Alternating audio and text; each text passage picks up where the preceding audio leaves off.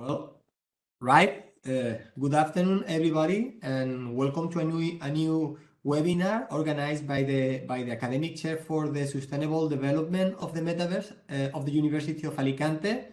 Sorry about the delay. We had some technical issues, but we are going to start right now. In this occasion, we are facing a fascinating topic: content moderation challenges in the Metaverse. My name is Julián López. I am Associate Professor of Civil Law at the University of Alicante. Today, I have the privilege to be alongside a stellar group of panelists, which I would like to introduce. First, we have Paul Polanski. He's a programmer and professor of law at the Komiński University, Warsaw, in Poland. He's the author of over 100 scientific publications in the field of IP law, including 3 books. Professor Polanski will present the preliminary conclusions of the paper he has written specifically for this presentation, which will be soon uploaded to our website, along with previous papers, recordings, and other content. And then after Professor Polanski's presentation, he will receive comments from other 2 leading experts on the field. First, Judit Baye, Senior Research Fellow at the University of Muenster, and then Aurelio López Associate Professor of Private International Law, who has replaced at the last minute Giancarlo FROSIO, who for personal reasons cannot be with us today. Afterward, I hope that we will have time for discussion, and I invite persons attending this webinar to write their questions or comments in the chat, and I will forward them to the speakers at the end.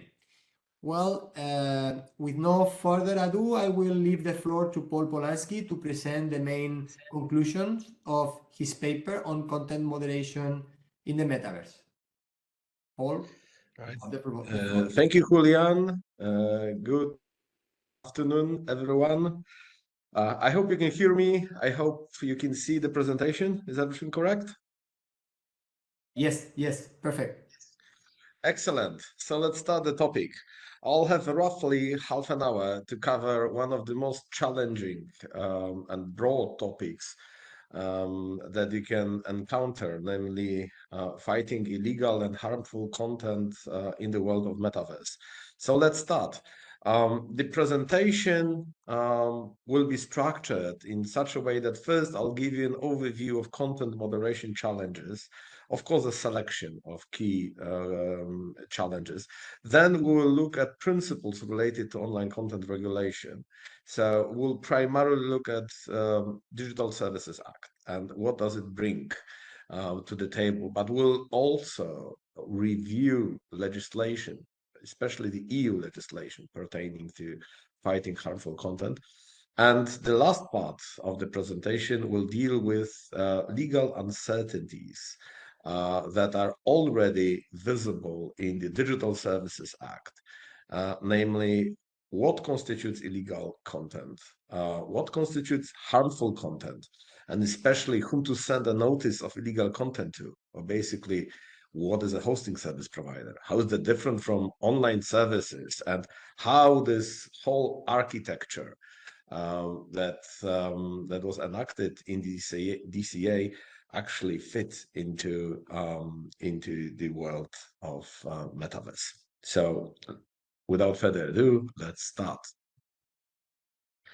Okay, so firstly, the first good news is that DCA introduced the definition of content moderation. So we are going to talk about content moderation. We're basically going to talk about challenges associated with activities, whether automated or not, that are aimed at fighting illegal content, as well as content incompatible with terms and conditions of intermediaries. So the key terms or terminology that has to be addressed is related to what's illegal content. What does it mean that content is incompatible with terms and conditions, as well as who the intermediary actually are. And the second opening question that sets the scene, apart from what content moderation is basically what is a metaverse? And here we do not have any definition in any of the legal acts yet, because this is an emerging technology. So I adopted my own definition, and it's basically using virtual reality, augmented reality, or mixed reality headsets to access content. So from my perspective, when we talk about metaverse, we have to, and in order to differentiate it from mere websites, we have to rely on new tools that are used to access it, because this is what makes metaverse different from ordinary websites or from using mobile phones to view the content. And this is, in order to explain this a bit further to you, what I have in mind by saying VR headsets, I mean headsets that basically allow for total immersion. You are completely in the digital world. And you can actually buy such headsets. For instance, Sony introduced a headset that connects to its PlayStation, and therefore you can play games on Sony headsets in a completely immersed environment. And the challenges posed by these kind of headsets are not really all that great compared to other types of headsets, especially AR and AR headsets, which is essentially a headset where you can see the reality, you can see the world around you, but you've got some virtual reality imposed on top of that. And that virtual reality that's imposed on what you see via those AR glasses is something that can be problematic, that can be challenging, both from legal perspective as well as from technological angle. Finally, we've got MR headsets, and MR headsets are an interesting combination of both VR and AR headsets. Namely, they give you total immersion experience, unlike AR headsets, which don't give you this. So they are similar to VR headsets, but they give you also the ability to see normal reality around you.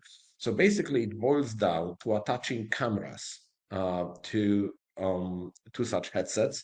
So you see virtual reality, but through cameras, you've got contact with normal reality. So we do not really have examples of such headsets available yet, but keep in mind that Apple is going to introduce such revolutionary headset sometime next year. So pretty soon, and it's gonna be MR headset. So we'll have, like, I think 16 cameras attached to Google Glasses. So you'll be totally immersed in their reality, Apple reality, but you will also see normal reality through those glasses. But we'll have to wait to see what's going to happen. Okay, so what is not, from my perspective and from the perspective of this working definition that I adopted, a metaverse, from that angle, would be, for instance, playing Second Life. Second Life is considered widely to be a protoplast of metaverse and a predecessor of metaverse, but because we don't use special glasses, from the perspective of my working definition, that wouldn't count as metaverse, despite the fact that, as I said, this is actually widely considered to be a father or grandfather of modern metaverse world. Okay, so now what are content moderation challenges? Are they the same as in the Web 2.0 or the current state of the World Wide Web, or are they different? And if so, well, what's the differentiating factor?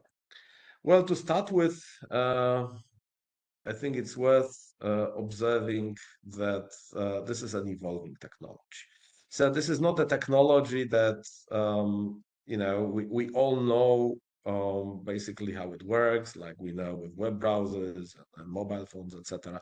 It's something new. It's even if you wanted to try even classical virtual reality glasses, even major shops are not all that ready at this stage to show you how it works. So basically, you have to buy that first and then explore it at home, which shows and demonstrates that this is still an early stage of development.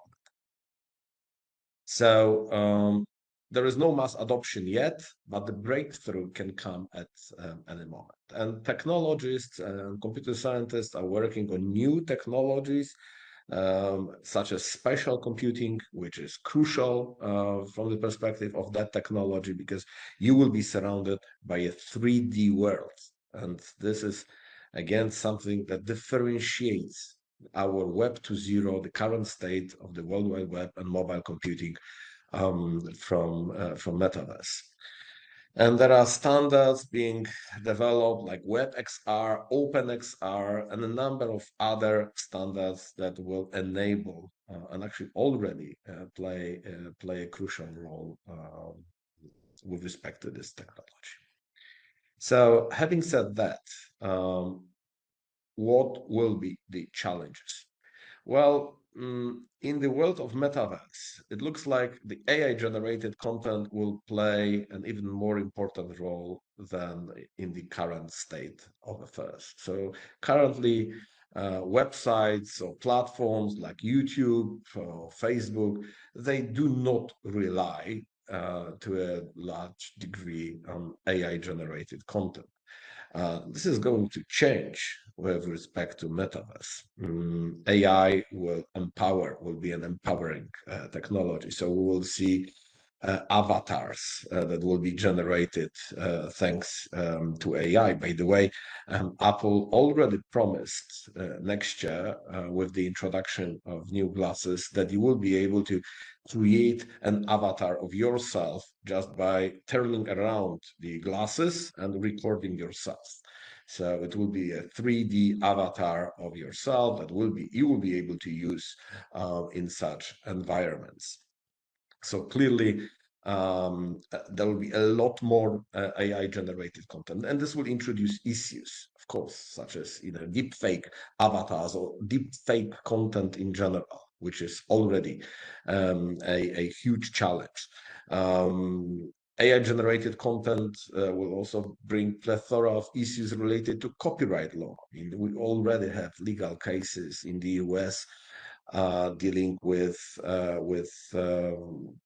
challenges posed by AI-generated content in the context of copyright infringement. So this will be multiplied in the world of Metaverse. And of course, there will be challenges related to potential harm that can be caused by such AI content. Privacy will be also a major issue. I will refer to it a bit later. So traditional moderation tools will struggle with this type of content. Traditional moderation tools are simply not developed yet to deal with this kind of content. I mean, we do not even have traditional moderation tools that would help us with respect to deepfake technologies. And deepfakes have been around for quite some time. I mean, it's really, really hard to distinguish deep-faked videos from real ones, deep-faked persons from real ones. Usually an individual has to be involved in it, and there is no guarantee that we'll be able to recognize and clearly tell the difference between a deepfake content and the real one. And the upcoming AI regulation will only add an extra layer of complexity. Because suddenly metaverse platforms will have to prove that the content that is being generated by AI is, for instance, free of bias and free of errors, because the proposal of Article 10 in the draft of AI Act clearly says that you have to, as a provider, you have to demonstrate that your algorithms learned using such free of errors content. And it's going to be, of course, very difficult to demonstrate that. It's going to be difficult And it is already very difficult in the traditional world. ChatGPT faces a lot of issues related to this, and they are primarily dealing with text, let alone 3D graphics that will dominate the landscape of metaverse. So this is one pillar, AI-generated content. But we'll also have user-generated content, traditional content, like traditional text content, traditional videos or pictures that will be uploaded. Of course, everything will be dependent on the application at hand. And this is, again, a bit uncertain. So right now, for instance, at this stage, metaverse platforms primarily deal with games. So we are not really talking, or it's hard to find applications that target persons other than gamers. But this is going to change, right? So I'm really awaiting myself the new Apple glasses, because they are not going to focus on games, not only games. You will have access to everything, basically all content from and applications from Apple. So one of the challenges that I can already identify with respect to user-generated content will be the form of user-generated content. So especially 3D objects that will be uploaded by users of Metaverse will pose, at least initially, a challenge with respect to tools that could be used to identify and such content as illegal and moderate or target its presence. Another distinguishing factor of the metaverse world is the use of blockchain. Again, there will be platforms that will not resort to smart contracts, but probably most of them will. So blockchain introduces another plethora of issues. Firstly, blockchain itself is an evolving technology. It's a developing technology.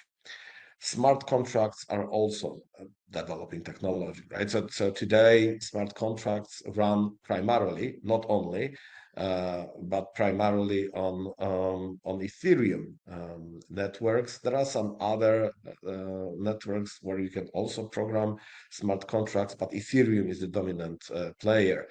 And new players might arrive with their own standards.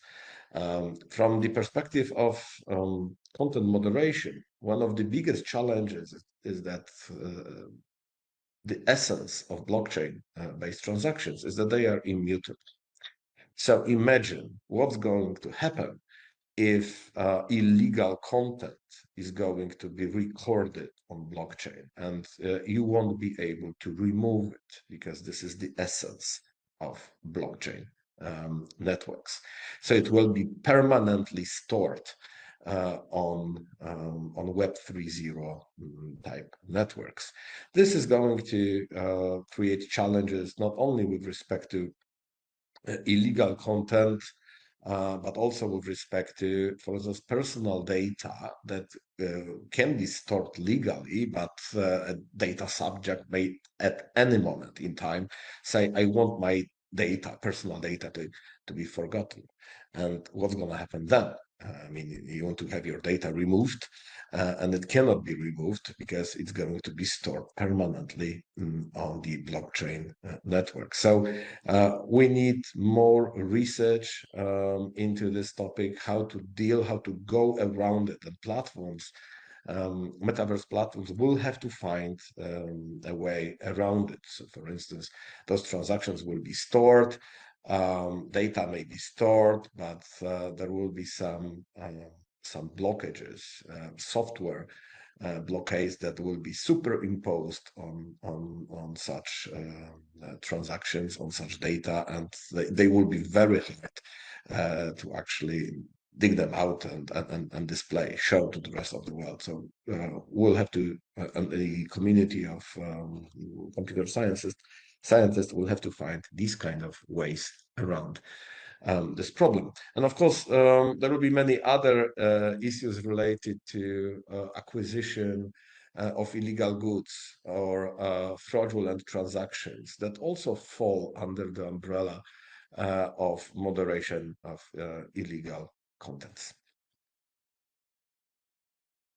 Of course, transfer of for instance, assets which infringe IP law, especially copyright law. What if such transactions are recorded on the blockchain? They are not reversible, right? So blockchain itself creates another gigantic set of issues. So if you combine this with AI, we already have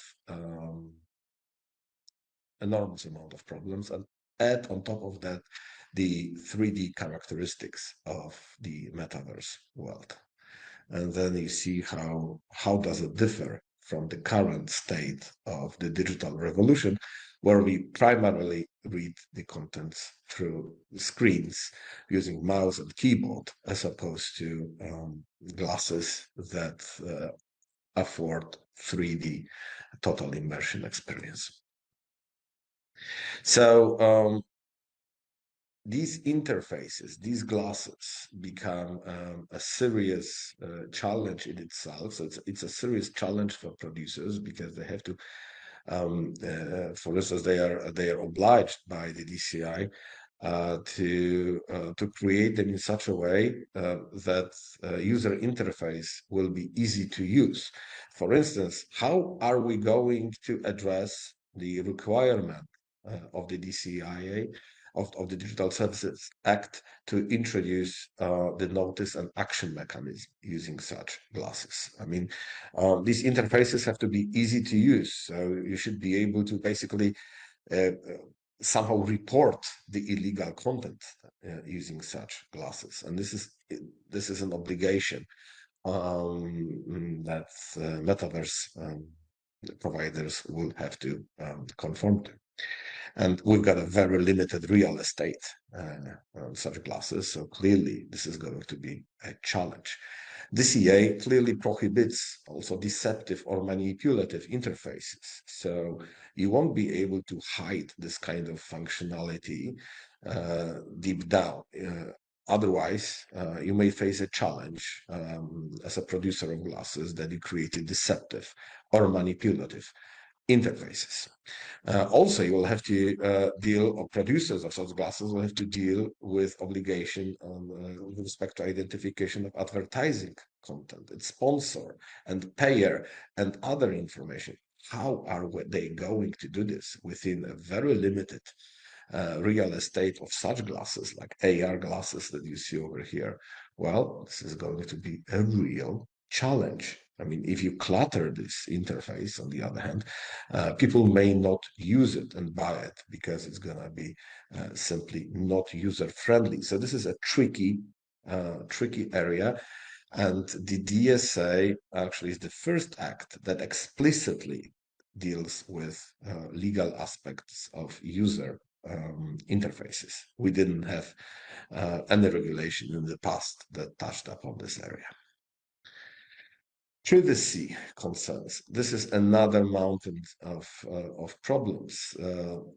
Let's take into account. Let's take as an example AR glasses. What if you will record medical condition of someone that sits in front of you? Clearly, you will be processing sensitive data. So this is going to be a major problem, not only for metaverse online providers, but also for companies that provide services potentially also to those metaverse online providers.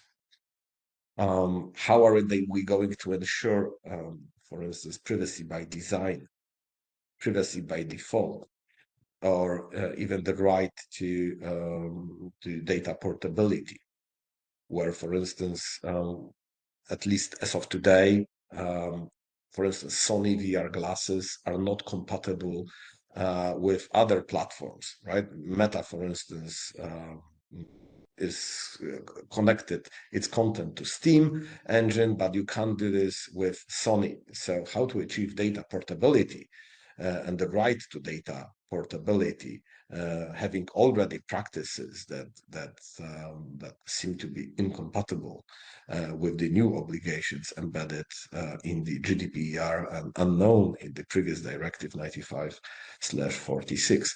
And there are many other privacy concerns,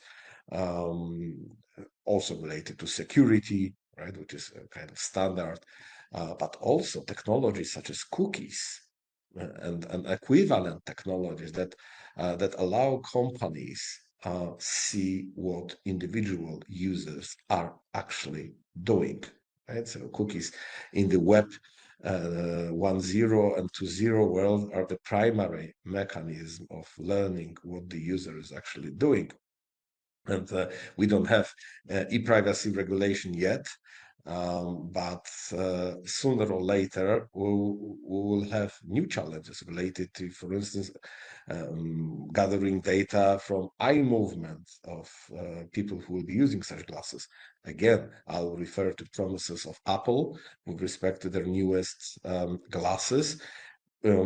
Apple will react to eye movement. Eye movement will be one of the input devices. So we'll be using not only hands and gestures as we use today, but we'll be using our eyeballs to direct such devices. And this clearly introduces privacy concerns.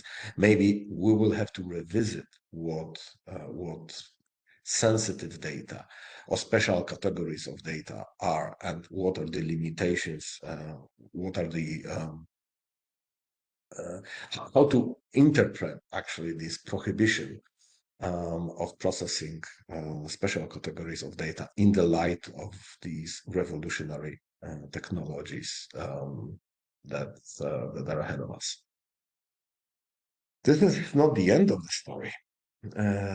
Accessibility challenges are another set of gigantic problems, especially it's going to be a challenge for European companies and not that much for American companies. Why do I say that? Actually, Americans are used to dealing with accessibility issues, and they are much more developed, and the legal system is much more developed in that area than European legal system is. This is why when you have iPhone or Android-based device, you'll have plenty of accessibility functionality embedded in there without any actually regulatory pressure from the European Union. In the EU, actually, in 2025, all major e-commerce sites will be obliged to ensure that people with special needs, people who can't see, for instance, or can't hear, will be able to use their shops, their websites. And this is a major challenge because you are actually obliged to rewrite your interfaces in such a way that they are accessible to people with various types of disabilities. But it's still going to be a challenge for the metaverse online providers, even those in the US, right? How to address these challenges, especially in the context of people with limited vision, let alone people who are completely blind from that angle. Malicious behavior, again, content moderation challenges here will be a delicate technological issue. How to identify actually harassment or bullying or hate speech, especially if it varies, if we know that it varies across cultures, like the religious speech. These type of behaviors will be really hard to identify in the 3D world. They are challenging today in the 2D world. But it's going to be much more problematic over there. And finally, last but not least, protection of minors. I'm going to talk about it a bit later, if time permits. I think time won't permit it, but but protection of minors is another major challenge. We are supposed to take special care of minors. Because minors can be exposed, for instance, to risky content via recommendation systems that may push inappropriate content to their headsets. Recommendation systems are actually another type of artificial intelligence that poses a significant challenge. This is why, for instance, many kids and their parents have problems with TikTok. Right? That once a child starts using technology like TikTok, and for instance starts or comes across a content that deals with self-harm or suicide, TikTok recommendation mechanism will keep pushing more of this kind of content to a child. And this is one of the reasons there are so many tragedies associated with exposing children in unrestricted way to this kind of content. And these metaverse platforms will have an additional challenge here. In the UK, there is already a report published on how people who actually take advantage of children, how pedophiles are using already this first wave of metaverse platforms to prey on children. And I will not even delve into copyright infringement or trademark infringement issues here. I think there is no need to delve into it any deeper. Last but not least, moderation and content control tools. As I said, this is a challenge, especially from the perspective of the interface, how to actually show it to the end user, but also how to build it in a way that it will be that it will work fine. So these are the challenges related to content moderation. And now I know that I don't have much time left, but I would like to at least pinpoint, apart from these challenges, what other challenges do we face now from the perspective of legal uncertainty? So please forgive me, but now I'll go real quick via the slides to let you know what I have in mind. Firstly, there is no international standard of illegality of content, right? So free speech means something else in the US, it means something else in Europe, and it means something else in Asia. So when we talk about principles of content moderation, we can only talk about principles in a given culture, like the European culture. And in the EU, you know these old principles. So basically, author is primarily liable for illegal content, but a metaverse can be also held secondarily liable if he doesn't know about the illegal nature of the content. And then once he learns, he does not take any action, does not remove or block access to such content, because then it will learn, right? So basically, the idea is that if you don't know, you are not liable. As soon as you learn, you have to remove access to such content, otherwise you will be liable.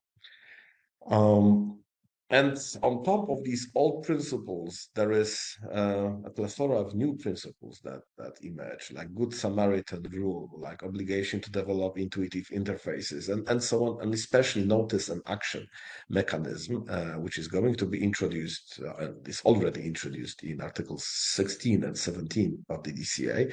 And this mechanism has to be somehow embedded in the new headsets. Right, so how are we going to implement this in these headsets is a major challenge, right? So, for instance, you are supposed to, as someone notifying the existence of illegal content, show the exact URL. How is it going to work in the 3D world that you will observe via glasses? I mean, is it going to work? Aren't the DCA rules already too old for the upcoming metaverse revolution?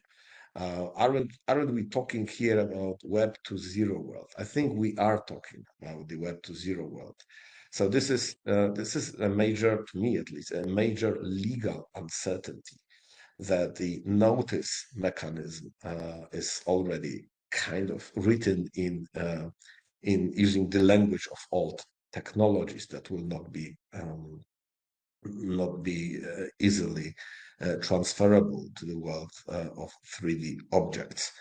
There are new actions that can be taken. Not only the illegal content can be removed, it can be demoted, payments can be suspended or terminated, or even provision of service or the account. That's something new. This is what distinguishes this model from the old model of content removal. This is fine, but what really distinguishes the DCA model from the previous models are enormous penalties, much greater than those encountered in the GDPR. Now it will be 6% of annual worldwide turnover, not 4%, which is the maximum penalty in the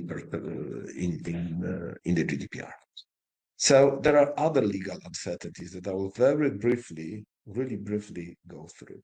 So what constitutes illegal content? For instance, right? The good news is that we have a definition of illegal content, but the bad news is that this definition doesn't really define anything. It's something that is not compliant with union law of any member state. So imagine applying this definition from the perspective of a metaverse service provider. It basically means that you have to know the whole union law and the law of every member state to actually avoid liability.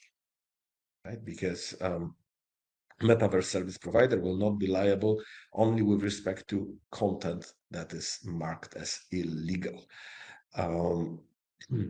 Of course, provided that it removes or does some other activities with respect to that content. So at least on the level of the European Union law, we have DCA, the newest law of 19th of October that deals with this topic, but this is not the only piece of legislation. We've got, for instance, special regulation that deals with dissemination of terrorist content online. And this regulation has its own rules on notifying the illegal terrorist content. And it has its own rules on how much time you have, for instance, to remove such content. And they are different to rules that you will see in the Digital Services Act. Here, you have to act much, much quicker than with respect to other types of illegal content. You will have a famous copyright directive, which introduced Article 17, which essentially mandates the introduction of AI-based solutions to filter out illegal copyrighted content. You have GDPR, which deals with, for instance, sensitive data. You may wonder what GDPR has to do with illegal content. Well, I think it has, because GDPR says you cannot process sensitive data. Unless there are grounds for doing this in Article 9, Paragraph 2. But if there are no grounds, this content is actually illegal. Storing such content is illegal from my perspective, and it falls under the umbrella of illegal content. According to the definition in the DSA. Then you have also directive that deals with combating sexual abuse and sexual exploitation of children and child pornography. Again, another directive that essentially mandates or forces metaverse service providers to use automatic filtering methods or AI technologies to filter out such content. And there are solutions already. For instance, Microsoft has its photodNA technology that made this incredibly difficult and stressful work possible. But even Microsoft admits that they are very good at identifying pictures of children, but not necessarily video. And now, how about content that is going to be artificially generated by AI in the context of metaverse? Clearly, this is going to bring another set of issues. Then Audiovisual Media Services Directive that deals with harmful content, old e-commerce directive, and even there are even other instruments that I haven't mentioned here, like Directive 2002/58 that deals with cookies, right? Cookies are also a form of content, right? And if you don't have legal basis for processing such cookies, it could be also regarded as illegal. On top of that, metaverse service providers will have to learn basically national laws of all these member states of the EU. And only then they will be able to say what illegal content actually is and what is not an illegal content. Another issue is that there is no catalog of illegal content. And this is a bit, to me, this is surprising that in the Digital Services Act, we do not have such catalog. We have many catalogs of, for instance, contractual clauses that are abusive, catalogs of rights that we have available to every single citizen. To me, it is a bit surprising that member states have not agreed on a catalog of what constitutes illegal content. This would definitely help and reduce legal uncertainty that surrounds the area of what constitutes illegal content. I will skip the topic of semantic versus non-semantic illegality. You will have that explained in my paper. What do I mean by this? But I think it is also worth pointing out that we don't know what harmful content is. We only know that intermediaries will not be held liable for processing harmful content.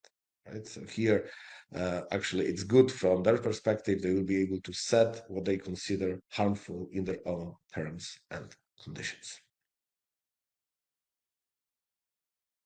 We only know, therefore, that harmful is something that is incompatible with the terms and conditions. And secondary liability requires illegal, not harmful content, but I will not delve into it. You can see it clearly in the definition over here, right? And this brings me to questions such as, is hate speech illegal or harmful? On European Parliament's website, it's clear that hate speech would be considered harmful content alongside the disinformation. On the other hand, we have a council framework decision, which, in my opinion, deals with hate speech and it prohibits this. So from that angle, it would be an illegal content. So even in such areas, there are uncertainties, legal uncertainties that perplex and make content moderation more difficult. If you add on top of that metaverse service providers are primarily from the United States of America, and if you understand that in the American legal tradition, there are forms of hate speech which are protected, they're even constitutionally protected. This, I think, creates a true challenge to the future of metaverse from that angle. Another example is suicidal content illegal or harmful. And here the challenge is that we do not have any regulation dealing with suicidal content in the EU. So from that angle, the answer should be this is a harmful content to be regulated in terms of and conditions. Here we got the example of Facebook community standards that deal with content. Do not post content that promotes or encourages suicide, self-injury, eating disorders, this kind of content. But basically what's going to happen to it and what's going to happen if Facebook fails to take an action, well, it is not regulated. Not regulated per se. But the interesting concept introduced in the DSA is the concept of trusted flaggers and codes of conduct that are to be used to protect vulnerable recipients, such as minors, from such content. So this is actually one of the true innovations in the DCA, the concept of trusted flaggers or organizations that will that will notify the illegal content, and whose notification have to take precedence over notification by individual users. Nevertheless, how are they going to do this in the world of 3D objects with very limited real estate and really difficult interfaces that are going to be seriously difficult to use? How are you going to, for instance, pinpoint it at an object that is moving and insulting others? And how are you going to notify the behavior, the harmful behavior of that object? That's going to be definitely a challenge. So the last topic that I'm going to just announce before I finish is whom to send a notice of illegal content to. You might be surprised that this is not something that is easy to give an answer to. DCA introduced 4 types of providers. You've got intermediaries, you've got hosting providers, online platforms, and very large online platforms.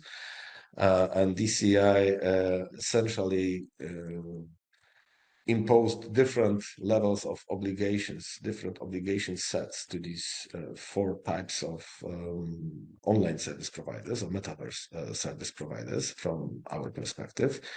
But the trouble is that the online world works somewhat differently. So, for instance, what if a notice is sent to a data center hosting a metaverse online platform containing illegal content? Right? So, unfortunately, we don't have enough time to delve into this issue, but what I want to stress, and I will continue to stress it, is that the definitions we use in our legislation, they are unclear to people who come from the technological world, like myself, right? I am a lawyer, but I'm also a computer scientist. And I can tell you that to computer scientists, hosting, the term hosting means basically the activity of data centers. They are hosting service providers. As computer scientists, I would never ever use the same term to describe the activity of, let's say, YouTube storing the content uploaded by the end user. These are 2 different worlds, 2 different activities. Unfortunately, the jurisprudence of the European Court of Justice, confirmed in numerous cases, went in a different direction and extended the term hosting to embrace activities of basically websites. And this, in my opinion, created a legal conundrum that is still unsolvable. This is why, for instance, we had the Delphi case, which went in a different direction, but it was not really recognized by the court in Luxembourg. So we have basically 2 divergent interpretations of rules related to liability for illegal content in the European Union. The dominant one is, of course, the Luxembourg Tribunal, who says that online platforms are not liable for illegal content if they do not know about the existence of such content. And there is the Delphi rule, the European Court of Human Rights perspective, where the court said very clearly, you are liable because you are supposed to take an action based on basically how risky the content you are storing is. So you have to assess the risk. If you are publishing an article that can attract a lot of hate, you are supposed to know about it, and you are supposed to monitor that specific article and the comments that are going to be posted under it. You cannot be passive here. So there are 2 different perspectives on the same law, and this dispute could have been avoided if we use these terms as computer scientists use them. So hosting service provider, as I said, is basically a data center, a company that provides access to multiple websites for a fee. So there has to be a remuneration, right? Whereas hosting within the legal perspective is basically a service provided free of charge. Like if you are uploading content to YouTube, you don't pay YouTube for that, right? If you upload content to Facebook, you don't pay anything for that. Well, this is not hosting from a technical perspective. This is hosting from a legal perspective, right? Basically, everything is different with respect to hosting sensu stricto and hosting sensu largo, or hosting from the technical perspective and hosting from the legal perspective. Hosting sensu stricto means you are managing multiple domain names, multiple websites, multiple databases. You administer only servers. Whereas from a legal perspective, hosting means that a provider can have just one domain name, one website, one database, and it can administer, it can have access to all of the content posted by the users. Unfortunately, regulators failed to notice that such platforms also require hosting service providers sensu stricto. It may not be visible in the context of YouTube, because YouTube is so big and owned by Google that they actually own the underlying infrastructure. So they actually don't need an agreement with a separate company. But if you take an example of smaller platforms that rely on user-generated content, they actually do hosting sensu stricto, right? The company that will actually give them access to the servers and make sure that this website will be accessible 24 hours a day. So if basically legal community and regulators understood this distinction, we could avoid a lot of problems with respect to answering the question, who should be liable for what in the context of content moderation. We could also design a new architecture, I think a better architecture for content moderation and the regulation of free speech in the European Union, because we could, for instance, we could give different tasks to true hosting service providers, something like automated filtering technologies that are supposed to filter out automatically illegal content such as child pornography without expecting that every single website owner is supposed to take care of this type of content itself. We could then provide a different kind of obligations to those companies, and not trying to pretend that they are supposed to behave passively, because they are actually never behaving passively. Right now, they are trying to demonstrate that they are passive only to avoid legal liability in the current regime. But as I said, this current regime itself is, at least from my perspective, the outcome of a misunderstanding of the true meaning of hosting from a technical perspective. So that's something that could have been done better. And yeah, I think I will finish over here. So to summarize, there are a plethora of issues, primarily dealing with AI, dealing with 3D objects, and also with uncertainties that surround the current legal framework, which is, although it's new, it's not really ready for the 3D world that is going to be perceived via glasses, special glasses. That's it from my side, and I'm waiting your comments and questions, and that's it. Thank you. Well, thank you very much, Paul, for this complete presentation. I think that there are a lot of food for thoughts in these words, and the conclusion, the final conclusion, that the legal system is not ready for the challenges of the metaverse. Now I will give the floor to our two commentators today. First, Judit Baye. Judit? Yes. You have the floor. We have not much time, so Okay, so shall I dive in? Right. So, well, that was an amazing, really a very exhaustive overview of what we can think regarding metaverses and metaverses. So I have a few points really, and a lot of opinions, but I try to be structured. So first of all, I partly agree with your view of the definition, and I think this is an important aspect that I was quite surprised reading the paper why we wouldn't start with the discussion of this. So what is the definition of metaverses? And why I'm agreed and why partly is that I share your skepticism regarding this hosting definition already as regards platforms as well.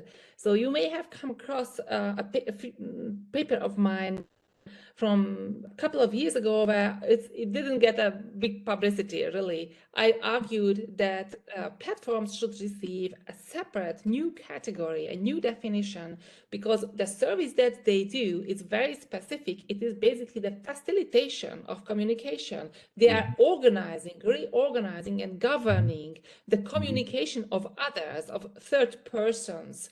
And whether they are hosting or not is really incidental, because many of them own their servers, as you said.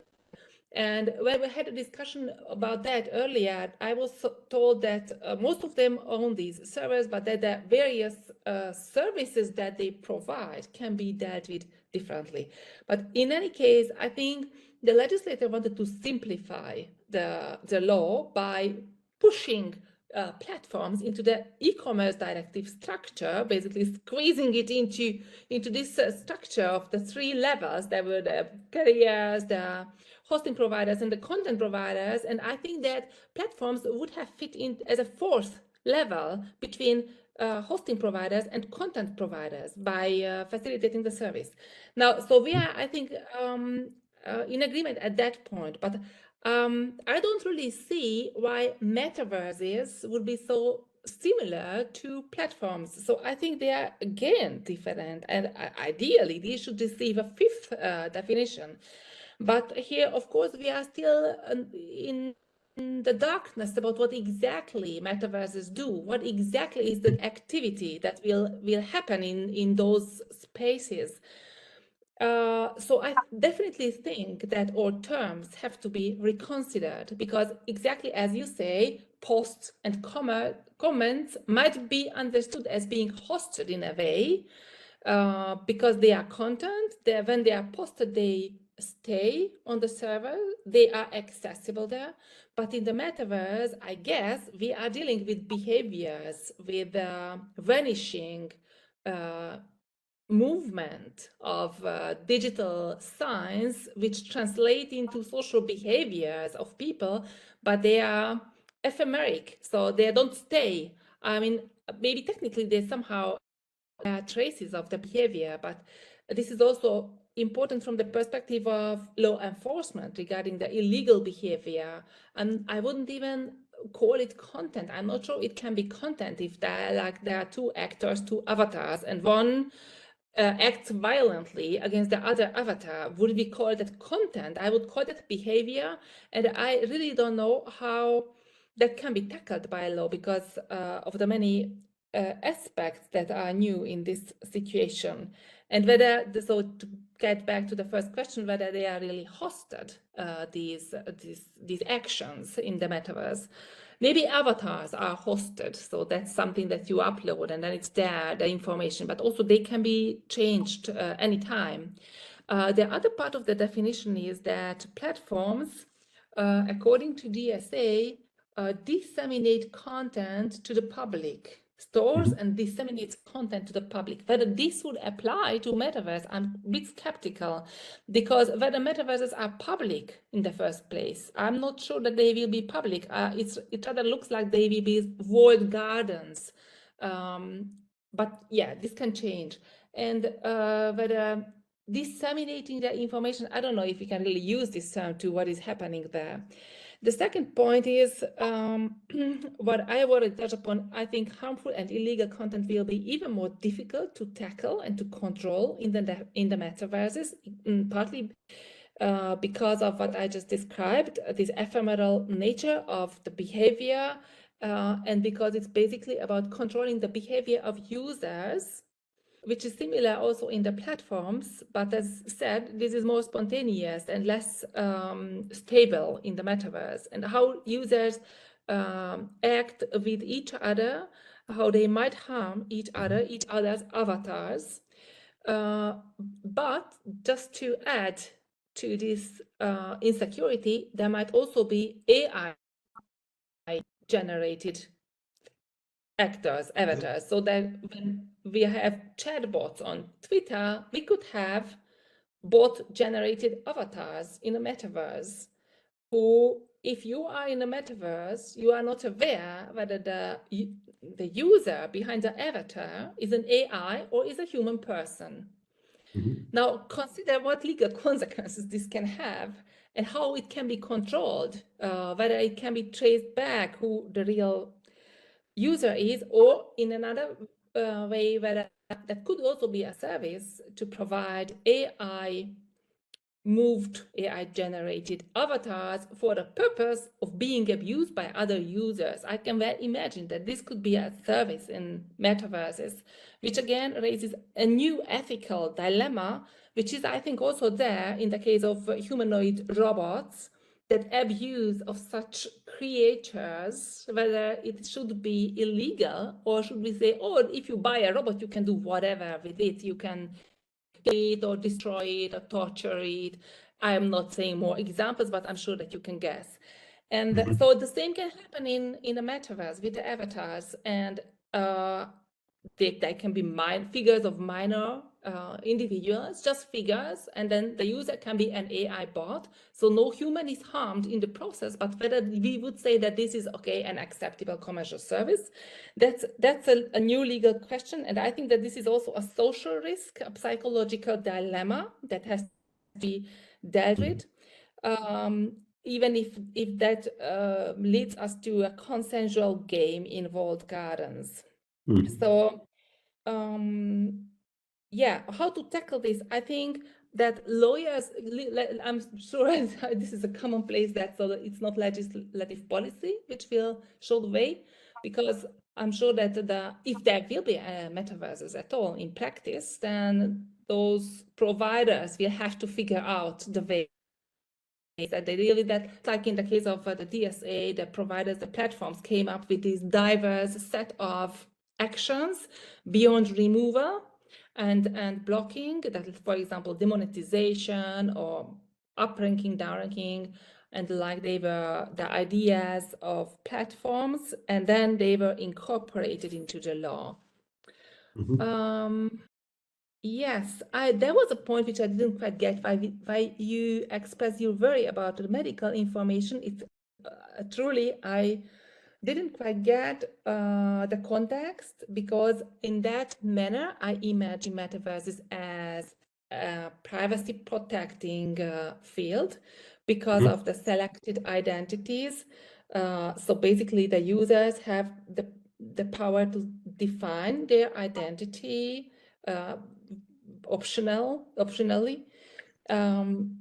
Maybe I'll quickly part of address empowerment. that last topic that you mentioned. What I had in mind here is the usage of AR glasses, where you've got normal glasses, you are walking on the street, and these glasses have cameras, and they are therefore recording the behavior of normal human beings. And therefore, you are actually processing personal data, right? So remember that there are at least 3 different types of metaverse technologies, and they are unfortunately creating, each of them, their own sets of issues, right? So it's going to be a different issue if you are in a completely virtualized environment. And here I agree that the problem of medical data or sensitive data does not exist, probably does not exist. It's not a real issue, but it's a completely different story if you've got normal glasses and you've got cameras inside that record the world around you. I see. I didn't know that this is also called metaverse. This is basically... these glasses, as I said, the Apple is about to introduce glasses where you have your own digital world inside you, but you will have 16, if I'm not mistaken, 16 cameras that will record the reality around you. and will push this reality to your virtual reality. So that's why it's called mixed reality. You will have normal, you will have a truly virtual synthetic reality mixed with information coming from the real world. And this real world information. Yes, it raises a very different, new questions, of course. And well, this was one of my questions. What are the use cases that we should imagine? So I think it would be important to describe or depict the scenarios, how it will work, how it will be used, because that will define the risks. So that was very useful that you just described the situation walking on the street. We have all seen films which show such situations, but for me it wasn't clear that this is a one type of what is your topic. And regarding, like, this is something like the Google Glass, which is an idea that was once dropped, and while with the metaverse, I also have this impression that it is not. I think it's not my impression, so it has been stuck at a stage of development, and probably it will get a new impetus, but we have still figure out what will be the use cases. So that's what I don't see, but probably I'm under-informed. So one more thing regarding the content regulation is, I think, yes, just it's I can only repeat this part, that it's even more difficult to tackle the issues that emerge because of their elusiveness. This was the word that I was searching, elusiveness of their actions and of the whole information flow in this real-time application. And I guess that somewhat similarly to the tackling of disinformation, it might only be limited to the pursuing of or to trying to control organized crime.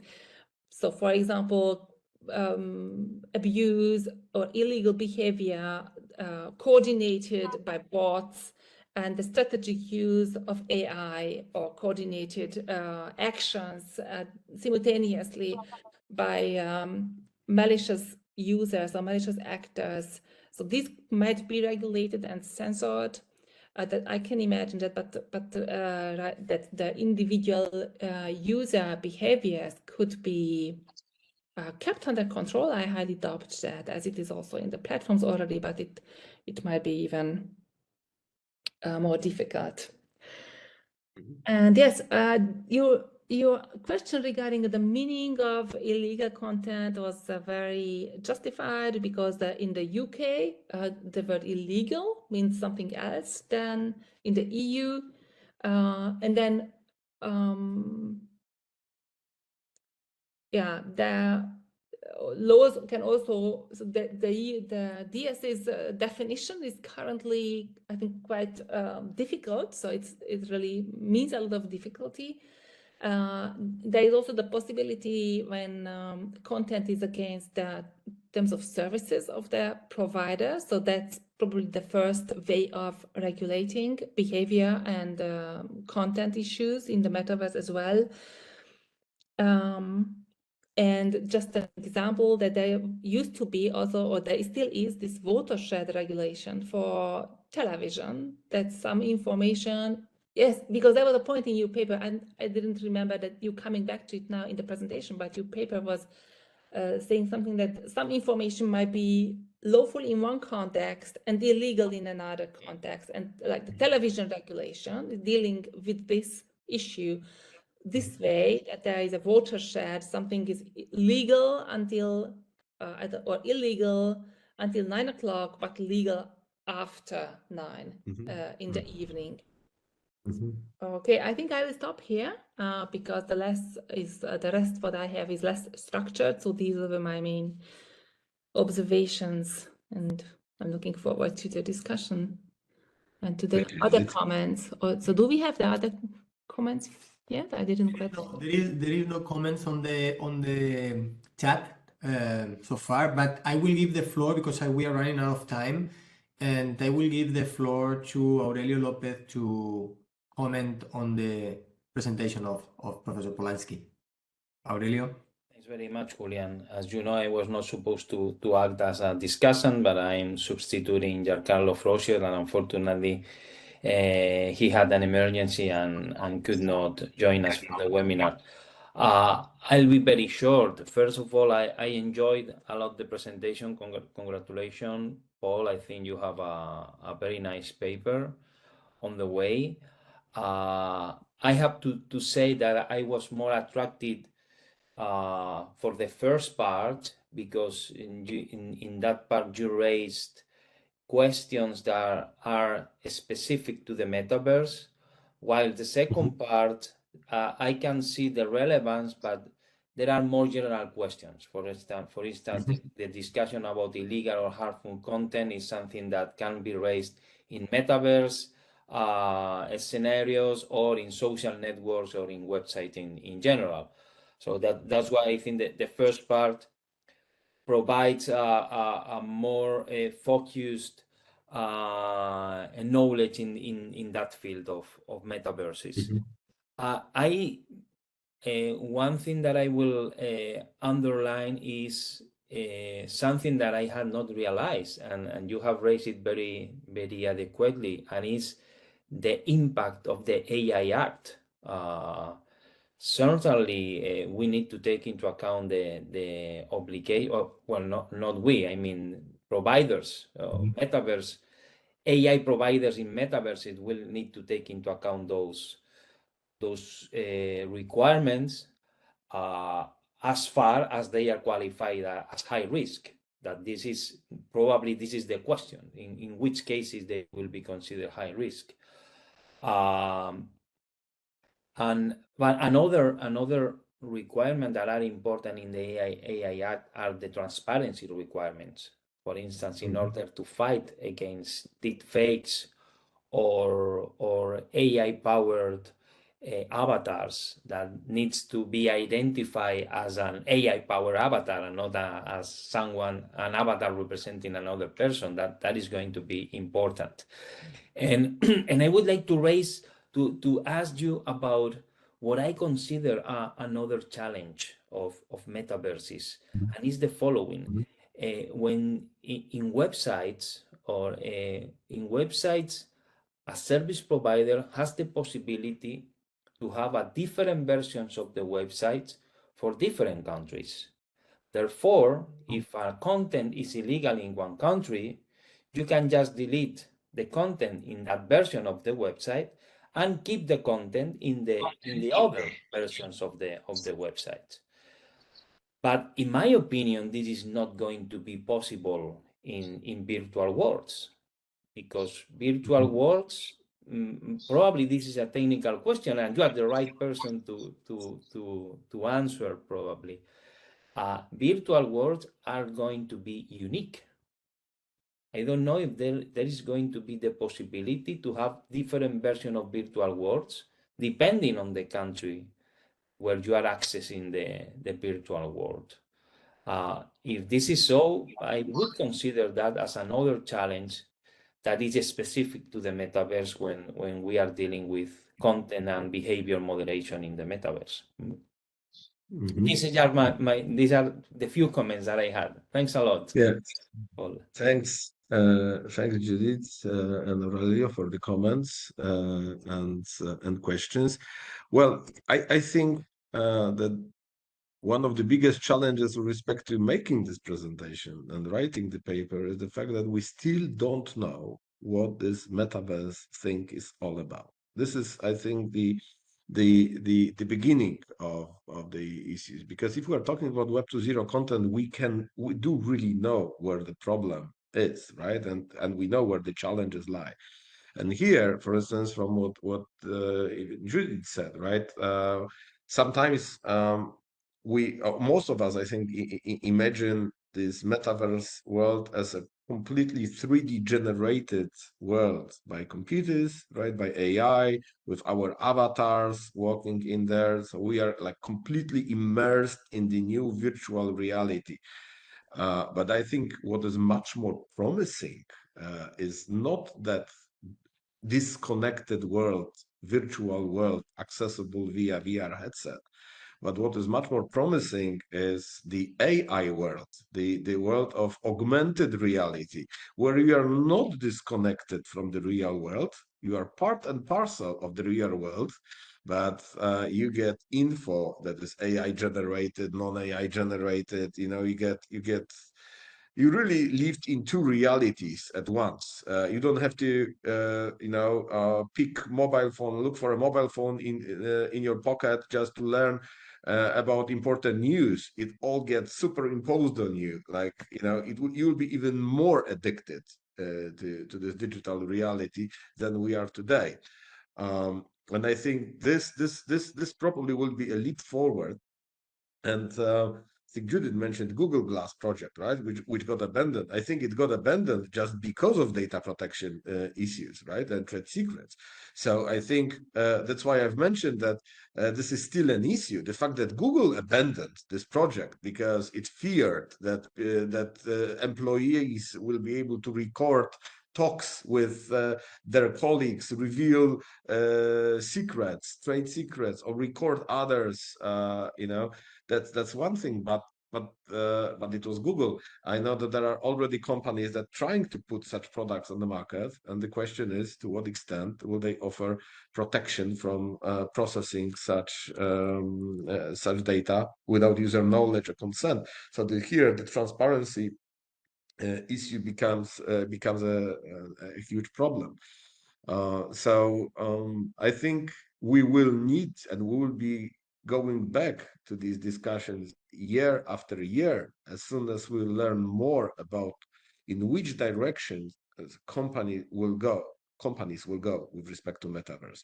Right now, I only know that Sony is working in their own walled garden of their own games, is not communicating with other platforms. So here probably we will not have that many issues related to user-generated content, maybe even avatars. The artificially generated avatars won't be a perplexing issue. What's going to happen to Meta projects and their way of integrating virtual worlds with digital avatars and content generated by users? It's something to be seen. And how Apple will react to this with their Apple glasses, what capabilities they will offer, that's another thing. And last but not least, we'll probably see smaller players entering that market, because this is really an emerging technology, and many people claim that it's going to be a revolution. At least the current boss of the CEO of Apple claims that this is another revolution, and they are going to kickstart it next year. Is Judith, you raise your hand? Sorry. Yeah. May I? Yes, of course. So thank you for reacting, and also I'm joining Aurelio in one thing. So what I wanted to say regarding the Google Glass, that you are right, that it was abandoned because of the data protection, but not the legal data protection objections, but because it was unpopular, because people, so it was seen as intrusive, and the popular culture mocked it in all sorts of videos, and so it was creepy and it was uncool to wear glass like that. So they had to abandon it because it was so unpopular. And as far as I'm informed, but I'm really not very up to date on that, it was a little bit similar with the metaverse, what Meta invented, that it wasn't seen as cool because it was somehow creepy. So I think they both have chances to revive. But for example, about the metaverse, I think only if there will be practical use cases or some really enticing entertainment value. For example, I could imagine certain virtual rooms like this conversation where we are. It could be that we have our glasses, or like, for example, a doctor's visit, or like a session with your psychologist, for example, when you don't need actually to be touched or to show the body as at the doctor's, but the body language has an added value, and then the presence or the illusion of presence and of the body language and the facial expressions give an added value to the video call. So, but there, I think, very limited uses where this is attractive to humans, in my view. But it could also be shopping, for example, when you can enter a virtual space and perhaps have a better look at things, like with a VR glass, but doesn't necessarily you having an avatar, but it's the experience there. So I think it's really difficult a bit to talk about the risks without having in mind the actual cases, the scenarios that we are dealing with. And I think that I don't know what the purpose of the paper was, or whether we are expected to give comments on that. But I agree with Aurelio in that being more specific would certainly help. Sorry, I am hearing an echo now. No, it's good. It's good. Would certainly help. So defining at least a few real life examples or virtual life examples rather, and then being more specific about the challenges, the legal problems, because I also found that at certain points there was not a clear distinction between the problems of the platform, environment and the metaverse environment. That's all. Thank you. Thank you for that. Yeah, I agree that there is this is another challenge that I touched upon at the end of this presentation, is that this the problem of hosting or an online platform is far greater than these two definitions that you find in the DSA, the definition of an online platform and an intermediary, where hosting is one of the types of intermediaries. The trouble is that probably in the typical scenario, you will have a metaverse online provider understood as a big player, such as Facebook, for instance, or Sony, that will give you access to several applications, which you can also call under the DSA online services, right? So we'll have one big online service providing access to individual online services that will give you access to store user-generated content. And on top of that, there will be underlying infrastructure of hosting service providers where, for instance, it can be one or more hosting service providers, true service providers underlying this, because it can be just let's say cloud service providers, the scale of Microsoft Azure or Google Cloud or Amazon Web Services, combined with smaller hosting service providers, where many companies actually adopt this kind of mixed approach in order to save on costs, in order not to pay too much to the big players. So you've got actually several types of true hosting service providers that will underline the infrastructure of metaverse service providers, which will create virtual accounts within accounts within accounts. So that's at least the message I try to send using this paper, that we do not have terminology which is ready to tackle these topics from architectural perspective. And I believe we need to clarify the role of the players and main actors, not only in metaverse, also in the world of Web 2.0. I think even here in our traditional world, this is not yet recognized by regulators, and it should be recognized because we are already living 30 years in this environment, and without understanding this on a deeper level, we won't be able to tackle metaverse problems, because they will only multiply.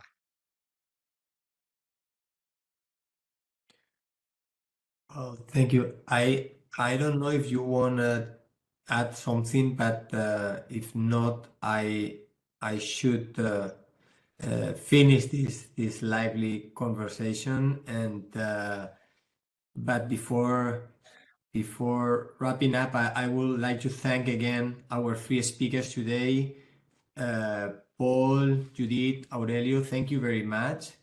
Again, we will upload this webinar and the paper in the website, and I will invite you to keep posted in our website and subscribe to the newsletter of the Metaverse Chair to be informed of future activities. Thank you very much. Have a nice afternoon. See you soon. I have to thank you for inviting me. I was honored, and it was a fascinating discussion. Thank you very much, and I wish you good luck with the research and with the paper as well. Thank you, Judith. Thank you, Aurelio. Thank you, Thanks, Judith, Julián. for participating. Thanks to all the participants. Have a good evening. Good luck, Paul. Good luck with the paper. Thank Bye-bye, you. everyone. Cheers. Bye. Bye. Bye-bye.